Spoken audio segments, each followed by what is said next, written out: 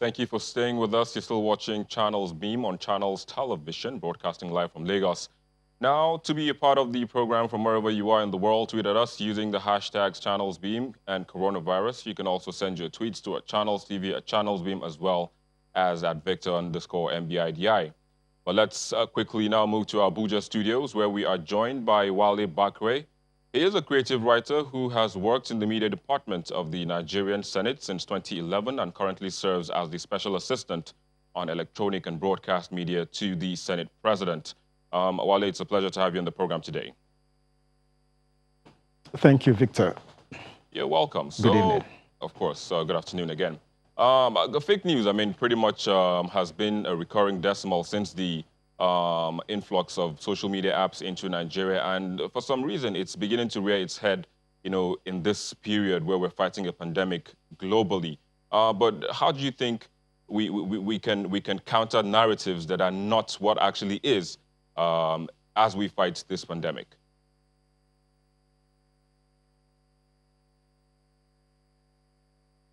Let me come Pandemic again. is not only in Nigeria; it's world over. So you have a situation where fake news is masqueraded as legitimate news. So there are ways that we can mitigate against this. And you have a situation where, for instance, on your WhatsApp messaging app, you have messages within minutes. Fake news can spread to over 1 million people. And what can we do about that? So what we need to do is we need to reflect. We need to pause for a second and ask ourselves, do we trust this message that is coming from a friend of a friend? That's one. And secondly, you see a situation where recently there was the news of the Accountant General's building that went on fire, and the INEX building as well. And you saw how they came on board to quickly send out a message that, see, sensitive documents in this age are secured. I mean, before people online start to say this, something is missing, documents are gone. So another way to counter it is to put out the narrative outside. You have to come up with the alternative messaging, or else if you leave that gap for people to guess on what is going on, that's a situation where you would have people coming to make their own news from what you have. So you can already see countries like the UAE already taking measures. I think now there's a fine of about 5,500 for anybody who puts out a fake news on coronavirus. And also, I read somewhere that WhatsApp is also trying to limit the number of messages that you can forward per day to 10. So if you're somebody who is used to spreading about 20 fake news on WhatsApp, then your fake news has been reduced to about 10. So I think there are other measures in place too that we can use to curb the spread of fake news. Yeah, so if we're to go by those, by what is obtainable in the UAE, where you have to pay 5,500 dirhams, like, I mean, in Nigeria, where the minimum wage is pretty much still on the low, a lot of people might find that as a draconian rule or measure, don't you think? No, I'm not calling that we, imitate the same stance.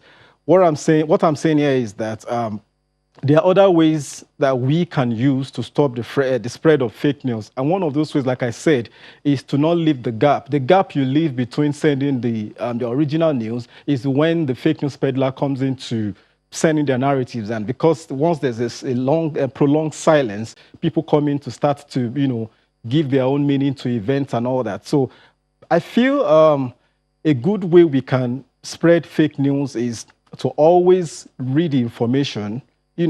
Like I said, we have to pause. We have to read the headline. We have to ask ourselves, does this make sense? Are there antecedents to this? I mean, then you can actually even look at the link. Is it a link that you feel, it's that popular that you know about? You've seen news, you've read reliable news from it before? So those are just ways I feel we can mitigate against false news. Also in South Africa, I think the government should also put out a platform. Wale, let me quickly come in. Some people would say that quick legislation, with what we have now, like quick legislation to also put in place laws would also do the magic. Don't you think so? Quickly. putting in legislation to stop fake news. Quick legislation, actually. Am I correct? Yes, please. Quick legislation, not just legislation. Yes. You see, the one that was recently talked about, I think the the internet bill and the social media bill, those are one of the ways that the government has tried to use to stop the spread of fake news. But I think that has met a brick wall by a large number of Nigerians who feels that that's an attempt to gag the media. So anyway, that's definitely another topic for another day. But I think we have the Cyber Act, the Cybercrime Act of 2015. I don't know if it's amended now. That's ways to you can curb fake news. You can punish people who, I think it's a fine of 2 million naira or so for people who mislead, who send misleading content and stuff like that. So I feel there has to be some maybe a town hall meeting between the representatives and the people to sit down and take an holistic approach on how we intend to curb this spread of fake news. I mean, a measure that's acceptable by everyone. Indeed. I hope that town hall or that sit down between those who make the laws and those who the laws will be made for happens as soon as possible, but so that we can curb the spread of fake news as well as also implement other measures. But I'd have to say thank you for joining us on the program today. Wale Bakre, essay on electronic and broadcast media to the Senate President. Thanks again for joining us on the program. Thank you for having me, Victor. Of course, you're welcome. Well, that's what we know so far about how fake news can be curbed. But let's quickly bring you the most viewed videos on our YouTube channel in the past week.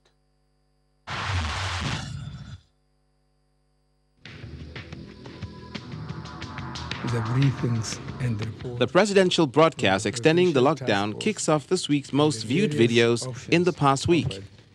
It has become necessary to extend the current restriction of movement in Lagos and Ogun states, as well as the FCT, for another 14 days. I kept waiting. My parents were anxious. It's followed by the testimony of a COVID-19 survivor after she alerted the NCDC of her symptoms. But I had to, stay at home and just wait for the healthcare workers to come and test me at home.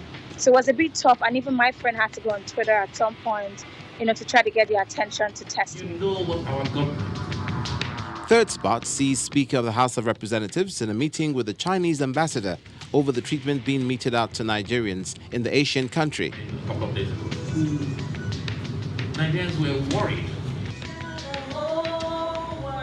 A report showing how Nigerians have adjusted in the wake of the coronavirus takes the second spot.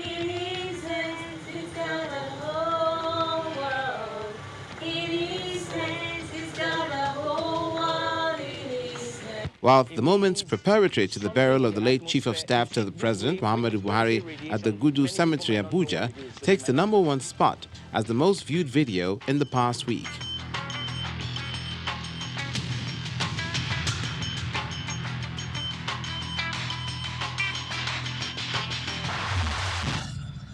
And that's the most viewed videos on our YouTube channel in the past week, as well as the program.